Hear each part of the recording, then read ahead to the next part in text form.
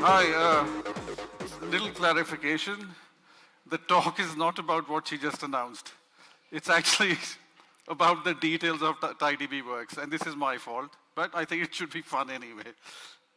So anyway, my name's Sunny Bains. I'm an architect at PingCap, and I've been working for PingCap for 3 years. And before I joined PingCap, I was the lead of InnoDB at Oracle MySQL.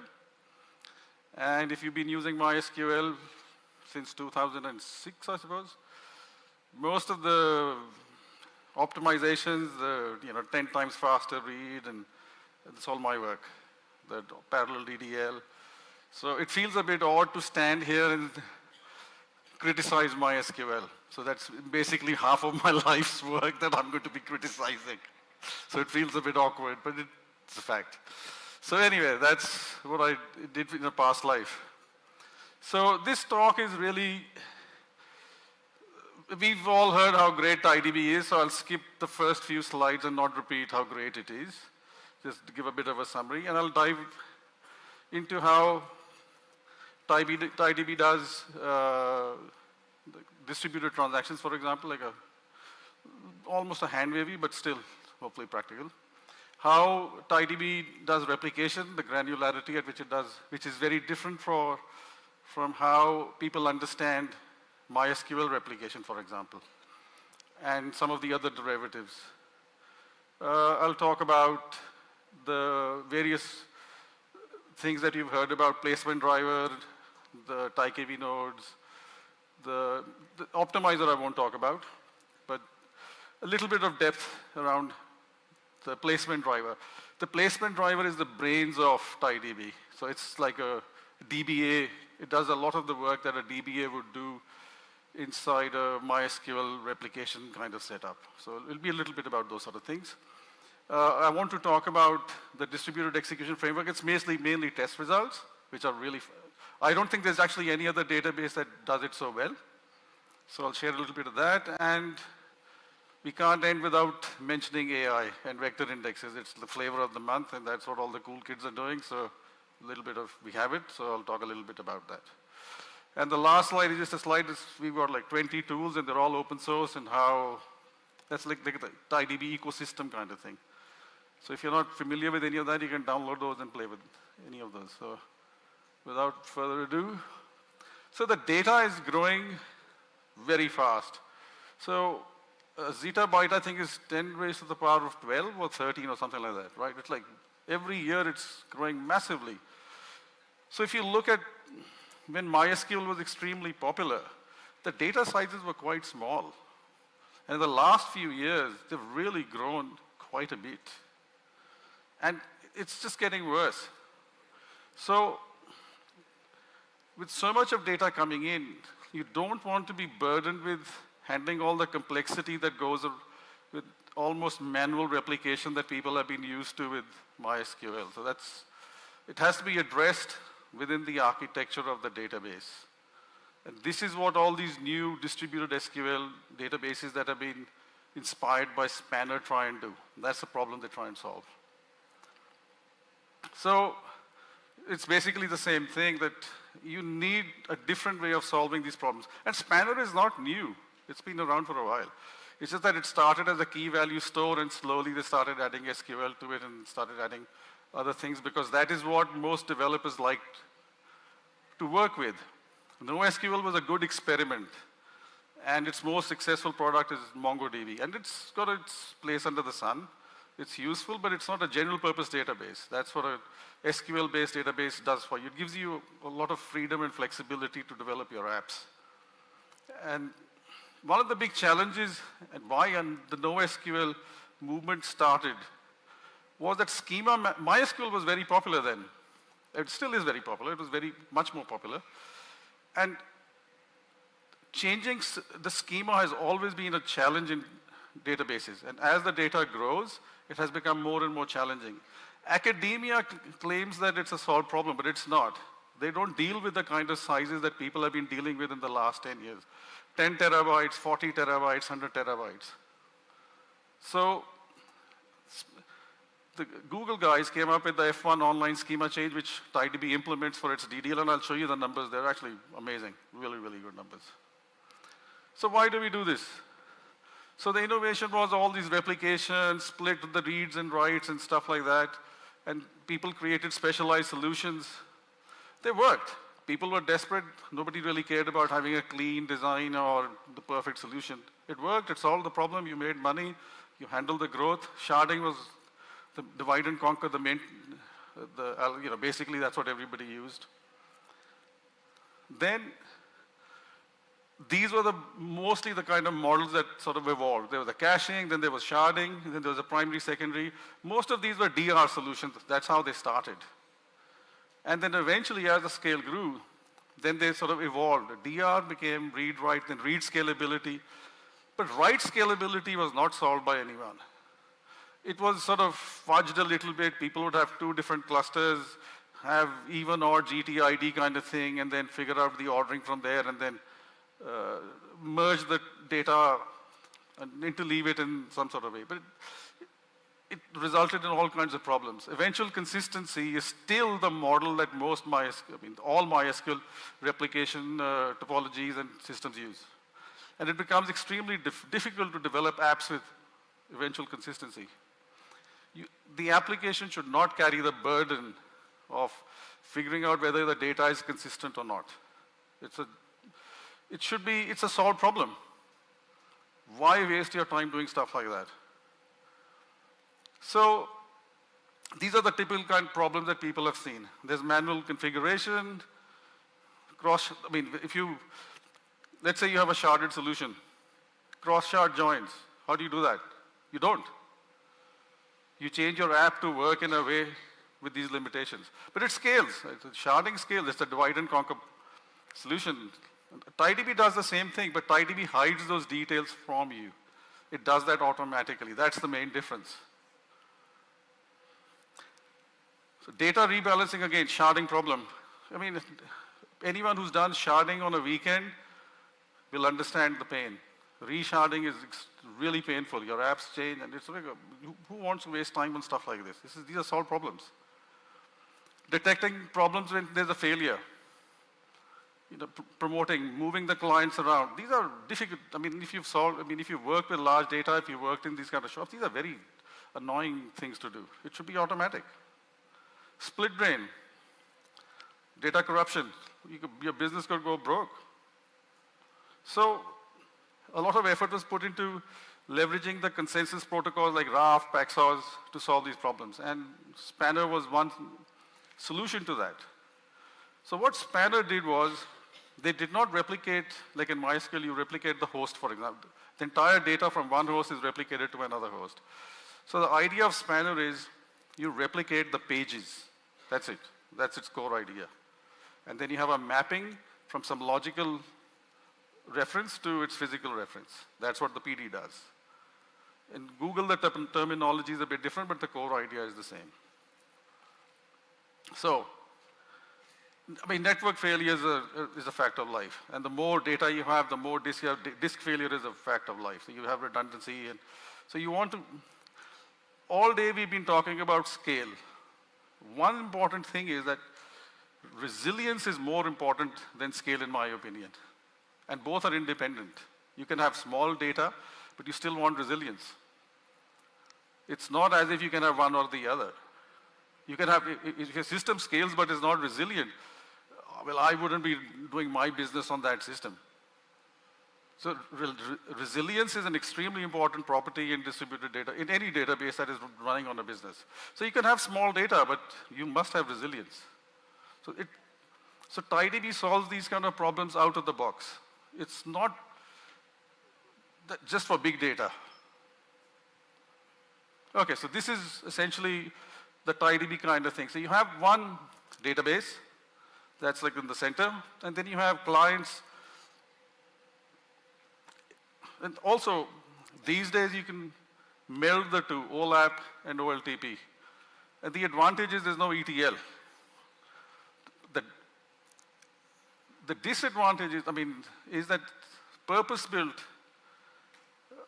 systems like Snowflake and other systems, they do far more But the OLAP capabilities of TiFlash within TiDB will take you very, very far. Some of the disadvantages are, for example, it can only work on the data that comes in from the OLTP side of things. You can't do a data lake kind of thing where you get TiFlash to point to some data outside. So it has those kind of limitations, but it'll take you very, very far. So it simplifies your life a lot. And some of the things that weren't mentioned, so what the TiDB optimizer is actually smart enough. So if you have a query like select something on some column, and there's a where some condition, the optimizer, if you have TiFlash enabled, the optimizer will do the sum on TiFlash because it's a column store. It's lightning fast to scan the data, and the where clause, that fragment of the query will go automatically to the OLTP because it's a row store. It'll do let's say a point lookup or something. So the optimizer is capable of doing all this because it's written as an optimizer for a distributed store. TiDB is from scratch. It doesn't reuse any component or anything like that. So everything is written as a distributed SQL database. These are very powerful things in today's world.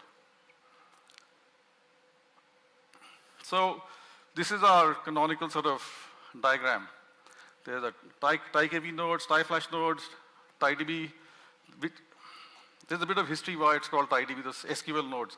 So TiDB originally had HBase as a backend. And so that's why the front-end nodes were called TiDB.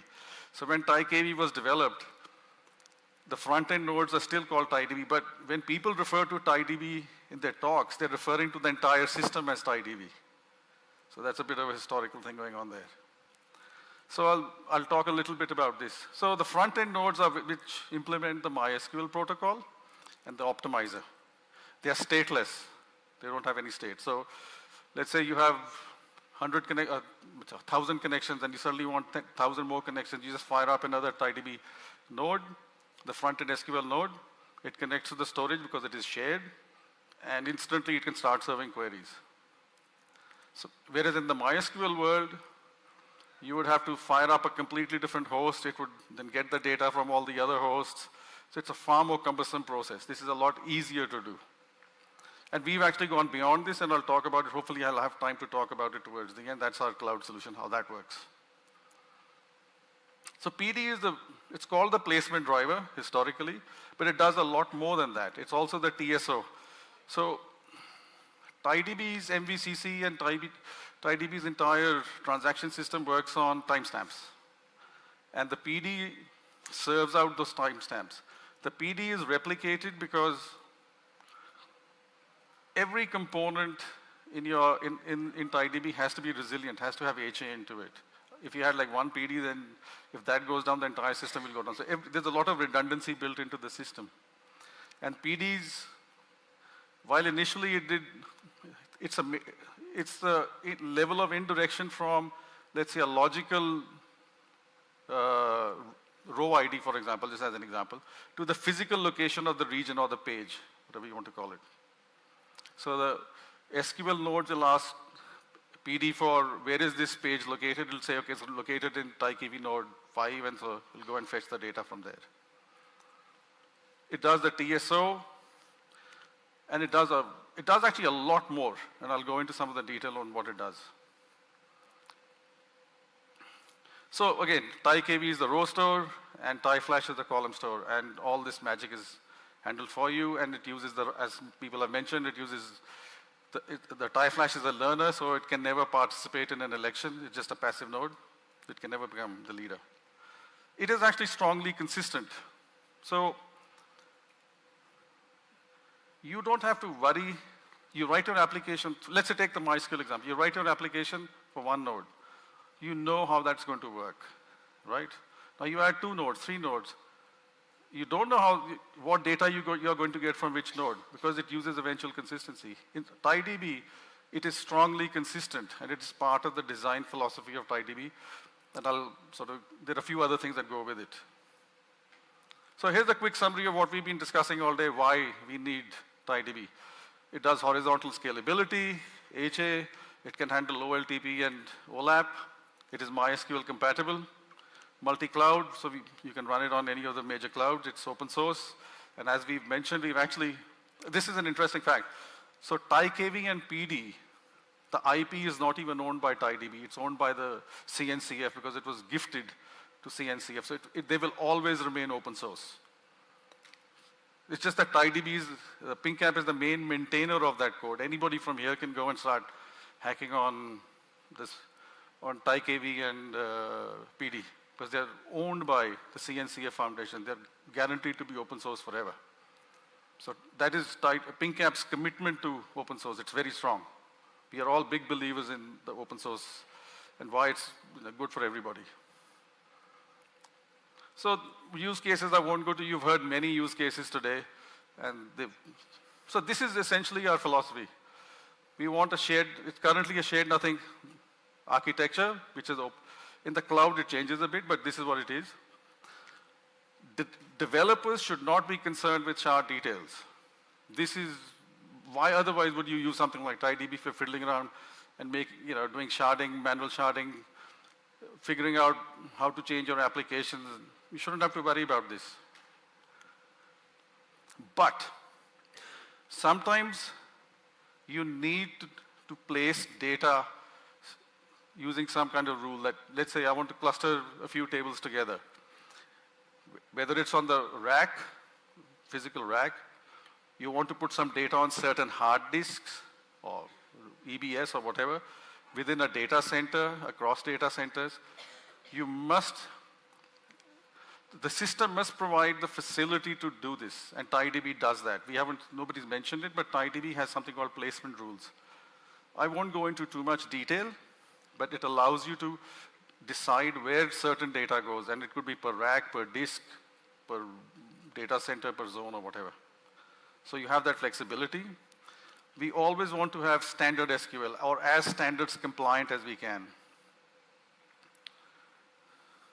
And the execution engine, which is the front-end nodes, which we call TiDB, they are the ones that decide what to do, and there's a level of indirection to PD to go and get the data from wherever. It should be highly available, but not at the cost of strong consistency.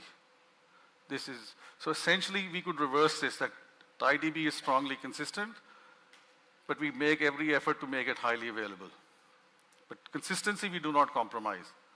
If we run a little bit slower because of that, so be it. Consistency is most important. I also personally think that it is most important. It's like saying you've got this super fast algorithm, but it sometimes gives you incorrect results. I mean, what use is that algorithm? That's the way I look at it. We are big believers in open source. And we want transparency and collaboration. We have customers who actively contribute. Not just contribute. So one very interesting thing that I've noticed, which I didn't see at Oracle, is that the size of the data and infrastructure required to run TiDB is, our customers are willing to test for us because it's difficult for us to test at that scale. So we have contribution not just from code, but also help in testing on their systems.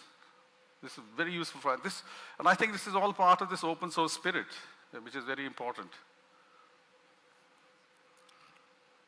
Okay, now we go into some details, and I won't go into too much.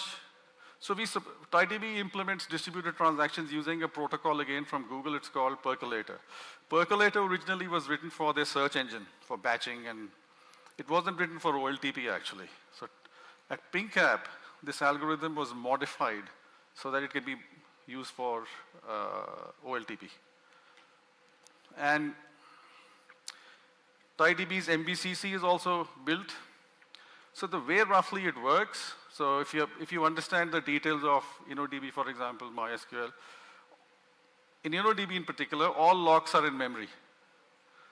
In TiDB, the locks are persistent just like normal data. So what are the ramifications of that?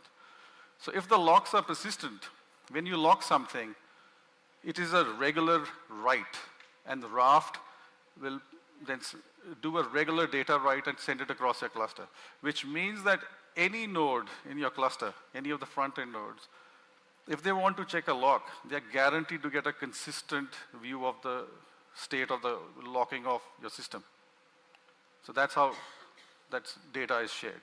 So because of that, you don't need a distributed lock manager. Like if anyone use Oracle RAC, I think, they have a distributed lock manager. That doesn't scale. This will scale, but it doesn't come for free. There will be a little bit of latency involved. But as long as it's constant and the performance is consistent, it is a price worth paying. So if you think about it, you need a start timestamp and a commit time. The commit timestamp is essentially when the data from a transaction is externalized, where other people can view your transaction. So if you have this little window, you know exactly what's visible to the transaction. And I won't go into the details of the way Percolator does this, but at a high hand-waving level, each row can have multiple versions at multiple timestamps, but they can only have one lock at a time. So when a transaction commits, let's say, as an example, 2 rows, randomly it will select one of the rows and make it into the primary lock. The secondary lock will point to the primary lock. Now imagine now we have, let's say, 3. We acquired the primary lock, then we try and acquire the secondary lock point. But when we try the third, let's say there's a conflict, TiDB will roll that transaction back. That's basically how it will work. So the lock conflicts are also checked at commit time. It uses 2-phase commit, for which I hope everyone sort of knows what that is. But it optimizes the commit to 1-phase commit if the transaction touches rows only from one region or one page. It'll use 1-phase commit. So the way that works is, the way Percolator works is it has 2 phases. The first phase is the pre-write phase, where you say, okay, this is the data I'm going to write, and then asynchronously it is applied. The first phase is where you acquire the locks into everything else, right? If that passes, you can tell the client, yep, I think this will work. And then you go and you do the second part, which is make it persistent and send it all across. And remove, and basically externalize your changes. Okay. So I won't go into the rest. So essentially, this is what a TiKV node looks like. So it uses RocksDB. We've heard this like 20 times today. So you can think of a TiKV node as basically a replicated RocksDB cluster. So when you write something into TiKV, it uses the RAF protocol. RAF requires that you get an ACK from the majority of the nodes. So if the default is 3, so if 2 of the nodes say, yep, we've got the data, it's safe, then it says, okay, the data's safe, the result is okay. So it's essentially a replicated RocksDB. Think of it like that. It's then easier to sort of get your head around it. By the way, people can interrupt me if they have a question. I'll answer those. So the underlying language is Rust? Sorry? TiDB is written in Rust? TiKV's protocol is written in Rust. RocksDB is written in C++, yes. It's Rust. What type of language? Because RocksDB is from Facebook. So they've already written that in C++. Whereas PingCap actually is one of the first biggest project of Rust. It was like I think the biggest project for a very long time. It's probably among the bigger projects even today. The front-end nodes are written in Go. PD is also written in Go. The TiFlash is C++, so we have many languages. Different people like different things. Currently, everything is being written in Rust, so our cloud is all in Rust. It's the flavor of the month. Everyone seems to love it, so that's what it is. So what's the region is like a page. It's a logical unit. And here, this is one interesting point. So you will hear it, once you start using TiDB, you'll hear this thing about multi-raft. And each page is replicated. So let's say with 3-way replications, each page is replicated 3 times. And each page is a raft group, an independent raft group. So what are I'll explain it trying to explain when a node crashes what happens. So in a region, the rows are always ordered. So that's the other thing. And so RocksDB is a key value, so just assume that the key is where the page is and the value is the region. Okay. So if you look at that, you'll see on the extreme, I hope you can see it. The extreme left has like key 1, value 1. So assume that's your data. Imagine it's split into 3 pages. So they're ordered. So they should look like 3 pages. That is divided into 3. So that's a logical view, and that's a region divided. So imagine you have 4 hosts. And if you follow the arrows, they will be pointing in a particular direction. So where the arrows end, that's the leader node. So that the orange, then you have the blue, then you have the green, right? So let's say we do a write to the green and the orange one. So the green, I think, is also, on TiKV1. So let's say it sends a raft, says persist this data. So let's say region, TiKV1 and 2 say, yep, we've got the data, and third can do it later. It is considered committed and it works fine. So who controls all this? That is the job of the PD. That's the brain that I was talking about. That's the intelligence of the whole cluster.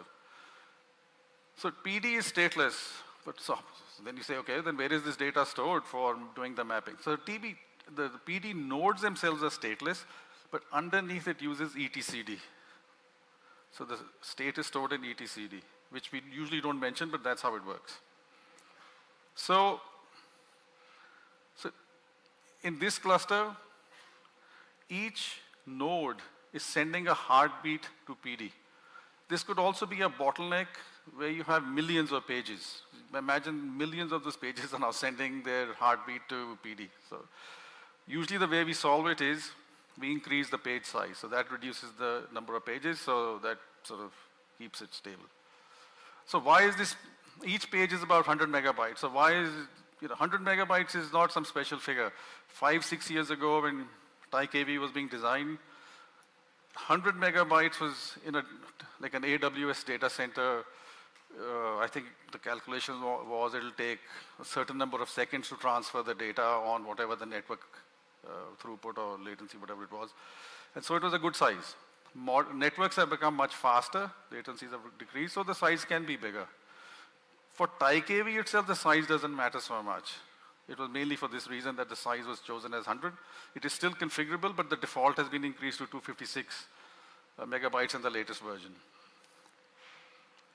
So PD will then collect a lot of information, which we'll go over next, and then do the splitting, merging, scheduling, detecting hotspots. This is what people would do in the past. It can do this for you automatically. So I'll skip this slide. So it really doesn't really add so much at the moment. So now let's say PD doesn't get a heartbeat from TiKV4, that node. Let's say the host crashes. So what does it do? So it knows that this node has crashed. There's a timeout, of course. So it doesn't do blind polling. And the other nodes that are also listening will also detect that something has happened. And they will then trigger an election. Once the leader is elected, the state of the page, or whichever is the leader of the page, will be updated in PD. So there's something very interesting that happens here. So let's say a transaction is committing, and it touches, what's the page? Region 2. Let's say it's, for some reason it's writing region 2. And now that host goes down. An election is triggered for all the leaders that were, all the pages that were on TiKV4. Once that settles down for the pages that were in TiKV4, the transaction will then retry with the new leaders. The user will not even know that one of your servers has crashed. So TiKV nodes has crashed. So these are almost like bread and butter things in a distributed database. They solve and make your life a lot easier. And which is why I personally like to stress that it's not just about scalability. You get all these very nice features that you need in a highly available, resilient database. It's not just scalability, that's basically it. These things are very important too. So, PD does dynamic load balancing, handles cluster configs, moves data around, and it can also detect when you have too many. I mean, it has all the information, so it's not that rocket science for it to figure out what to do. It's not that difficult, because it collects a lot of information. Anyway, we move on to the next one. So people have been talking about multi-tenancy. So I think the request came in from Pinterest or Databricks, I can't remember. Where they want, I think it was Pinterest. They wanted multi-tenancy because they wanted to consolidate their apps. I think they were originally based on HBase. So this is also common in MySQL or any database. It's the, you have it in networks too, header line blocking. So let's say you have a large query or large transaction, but you have lots of point selects coming in. The point selects will have to wait while the large transactions are being processed. So how do you not penalize the short transactions? Because usually the short transactions could be more important than the large. The large ones usually are like reports or this or that. The business side of things are usually the shorter transactions. So how do you fix it? So resource control is how TiDB attempts to fix this. And one of the things that is not in the slides, but the way it does it is, in a distributed database where storage and compute are disaggregated, naively implemented, what can happen is, let's say you're touching 4 nodes, and there's a lot of data. Let's say you're doing a select count star, and it's touching nodes across, like 20 nodes. Imagine you're reading all those rows, and you're sending them to the SQL, the TiDB front-end node. That's a lot of network traffic. So you're paying the cost of network, you're paying the cost of processing all that data on your SQL node. So there's a huge bottleneck on that node. So what's a good way of doing this? You do a query pushdown. So the optimizer will create a DAG, a directed acyclic graph. It creates a DAG, and it pushes it down to the nodes from where it wants to read the data. Now that DAG is executed in the storage, TiKV storage. So it's run close to the metal. So let's say select sum is an easy example. It'll do the sum of all the data, and it'll send the result back to the TiDB node, which will simply sum it, which is easy. So it reduces network traffic. So it has this facility of query pushdown. So how does that relate to resource control? Let's say you have a very large query. What the optimizer also does when it creates a DAG, it splits that large task into smaller tasks. So it's not as if the DAG will be executed serially. No, it'll do small chunks of it. So if it interleaves the smaller point selects in between, they will be serviced as and when they get a chance as they're scheduled to run, rather than serially, which is what will cause problems. So that's how that works. That's why it's important for resource control. So this is the SQL syntax. So it has an attribute called burstable, so which means that resource control manages I/O, it tracks I/O and CPU. It doesn't do network. So let's say you have capacity on CPU or I/O, and your resource group is tagged as burstable. It'll just use whatever it can. But the moment something else comes in, it'll slow down. It's not that it'll just carry on. You can set high and low. So usually point selects will be set as high and longer queries low, or it depends on whatever your case is. And there's a whole syntax, SQL syntax for playing around with this. You can set it per session, per user, and per statement. So it's got fine granularity built into it. So it's very powerful stuff. It works quite well. I mean, it's not perfect, but it works quite well, and it's not bad. Okay, this is, now I actually wrote the parallel create index in MySQL in InnoDB. But that only works on one node. It doesn't work across the cluster. So it may be really fast on a single node. It doesn't solve the core problem of MySQL. So MySQL is basically a single writer system. So people run it with replication. So when you do a DDL in MySQL, it first requires a metadata lock, which is a dictionary lock in MySQL. Then InnoDB will do its parallel read and sort and build index. In the meantime, all traffic on your bin log is blocked until that DDL completes. So it creates huge lag.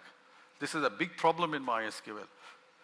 So no matter how fast InnoDB works, a create index will still take time. And with 1 terabyte or whatever, 20 terabytes will take hours. I know actually, of an example where it took 3 months to do a DDL. But this was not a system that was being used in any online work, but it took 3 months. There is another problem related to this. What if your system crashes halfway through the DDL or at 90%? Can you restart it? MySQL, you can't. TiDB, you can. So this is a big problem related to DDL in MySQL. I don't think there's a good solution that the MySQL guys have. I have seen all the solutions. Maybe they've come up with some clever shit after I left, but I don't think so. But anyway, instant DDL obviously works well enough. So, our distributed database is different. In the distributed database, it's actually even worse if you don't do it properly. Why? You have to stop your entire database to do it. Same thing. The generic problem is the same. So how do you solve it? Because you can't do a stop the world kind of thing, which is what MySQL basically does. It stops replicating the bin log. In distributed database, there are different components, different states everywhere, so you can't do it. Here, TiDB uses an algorithm again from Google, the F1 asynchronous schema change. I won't go into that. That's a presentation by itself, so I won't go into it. But at a hand-wavy level, it basically has 2 states, and depending on whether you're doing an insert, update, or delete, you can do certain things at certain states in certain versions. So anyway, it goes from one state to the other, and eventually when the schema is externalized, it's across the cluster, it doesn't stop anything, and it works really well. It's not perfect, so we solved another problem, which I'll get to later. So anyway, we version all the schemas, and so this is what I've just basically said. So we have this thing called distributed execution framework. This, I think, is unique to TiDB, and I've asked this from many people, and I haven't got a good answer. I don't think anybody else does this. So what TiDB can do is, it can use all the resources in your cluster to do DDL and also backup and recovery. The same infrastructure is used for backup and recovery.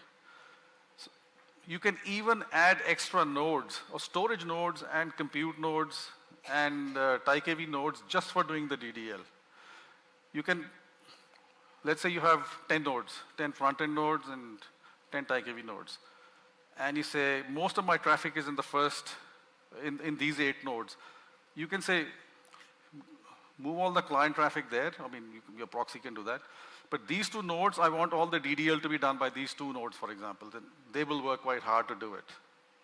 And they will also use the resource control framework, because DDL is usually low priority, because you don't want it to mess up with the system.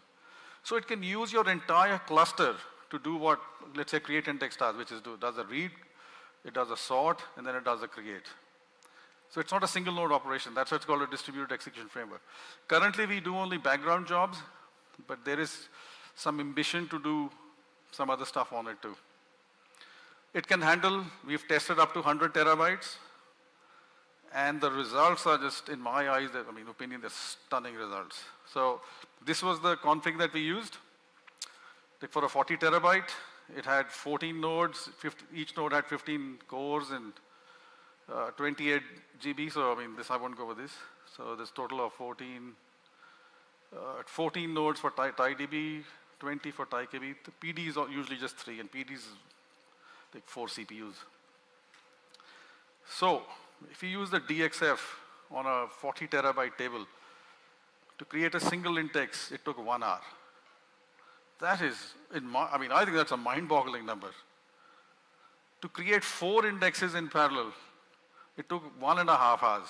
That's the second line. And that same thing without all this is 14 hours and 40 minutes. So this is really, really, and DDL is creating index is extremely common, far more common.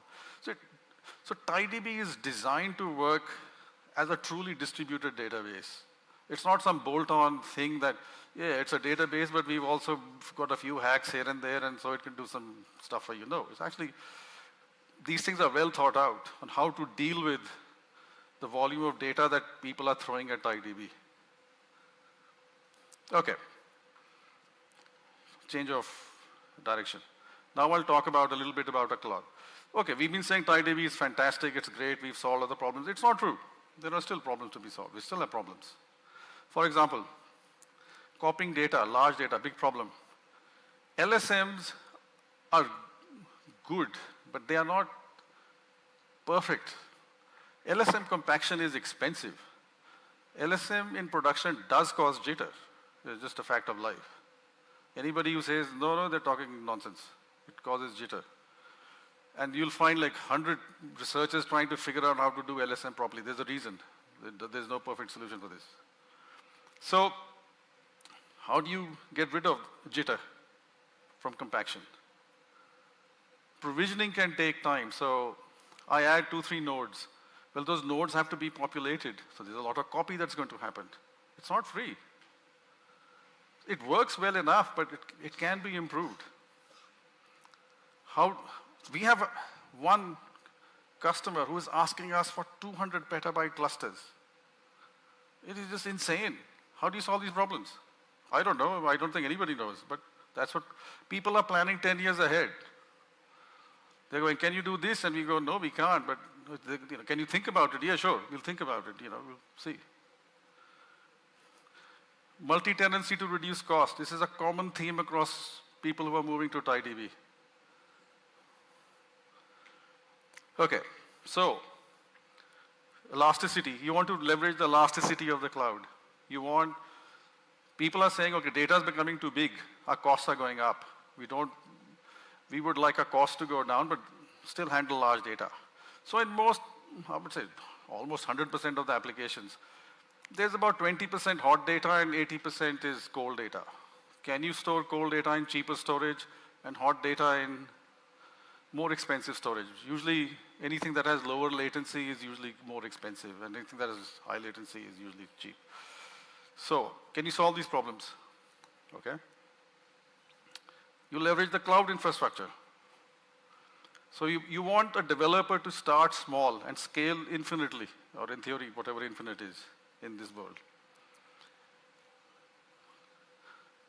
You get, one of the things, let's take S3. S3 is a great piece of technology. Do you want to write your own S3? No. Can you simplify your database and other things and leverage S3? Because it's cheap. It has, it's not cheap for everything, but it's cheap to store. It hides a lot of complexity that you would have to write on your own to run at that scale. It's done for you. Why can't you use it? If you're running on the cloud, well, may as well leverage everything on the cloud. Well, leverage S3 too. And then people want to attach to all kinds of other services on the cloud. Anyway, so the only cost you should have in a database then is that if all the compute nodes shut down, you should only be paying for storage, and hopefully most of your data should be on cheap storage, so you're only paying for the cheapest storage, and only 20% or whatever it is should be in the expensive part. So your cost should be as low as possible. Oops. So let's look at S3 and let's say EBS as an example, right? S3 or any kind of objects or Google or Oracle's OCI object storage. Storage cost is low. Storage limit, you can store as much. Durability high. Latency is high. In a database, you want latency to be low. And also in S3, request cost is very high. I won't go into the different kind of S3s, Express or whatever, just assume that's just like a general rule for those kind of systems. Block storage is has no request cost. You don't pay anything extra for accessing your NVMe, but it's still very expensive. Latency is low.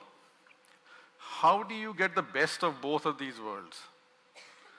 So the way TiDB does it is, in the TiDB cloud, it's what we call the serverless architecture. Serverless means different things to different people. In this case, serverless simply means you don't care about how many front-end nodes there are, how many back-end nodes there are. You just tell it, okay, let's say, I don't know currently how it works, but let's assume in theory you say, this is my cost limit. Within that, whatever nodes you need to start up, you start them up and just serve the request. If there's a surge coming, just fire up the nodes as you can. That's what, in this context, serverless means. But it means different things to different people. We want multi-tenant architecture. So, like I said, you want to leverage the local storage as a cache and S3 as your canonical store. So, some of the mechanisms that we use, so we use hotspot instances in the cloud. So you can say, okay, there's a resource VM kind of manager that keeps a bunch of hotspot instances, and suddenly you need some front-end SQL node to fire up. Within milliseconds, it can fire up. And here's where the provisioning side becomes interesting. And because it's stateless, it starts up. It can connect to S3 because the data is already there. You don't need to copy it around. You don't need to do any provisioning extra. You'll start reading it. It'll be a bit slow because it hasn't got a cache yet. But architectural, we haven't done this, but there is nothing stopping us for doing something like what Facebook does. Have a distributed memory cache, which is shared across all these compute node instances. In theory, there's nothing wrong with it. We haven't got it because this stuff takes time and our current EBS solution works well enough. But there's nothing stopping us from doing it. Architecturally, this is a perfectly good solution. Also, in this particular, our implementation, we've got rid of RocksDB. RocksDB is great, but it has a lot of stuff that we don't need. And one of the other things that we get for free, some of the things that I said, that these are like compaction, we can use spot instances that work directly on S3. Front-end nodes don't even know that compaction is taking place. So one of the biggest problems of LSMs is solved using this kind of architecture. So these machines, and you can even vertically scale those instances. There's nothing stopping you. So that you can use more CPUs, use better bandwidth, just read, use some temporary disk, do the compaction, and they can work directly on S3 to write out the new data over there, because LSM is immutable. So there are other optimizations in the way that we've written this. We've got rid of the LSM write-ahead log, and the raft log is the only log. It can recover the entire system.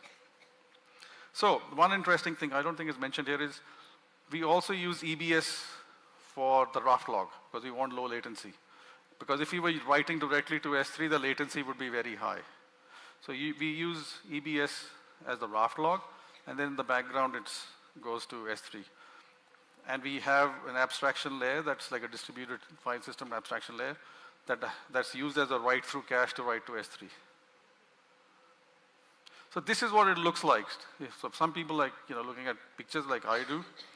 So the second blue thing from the bottom, the storage cache layer, that is the EBS or memory or whatever.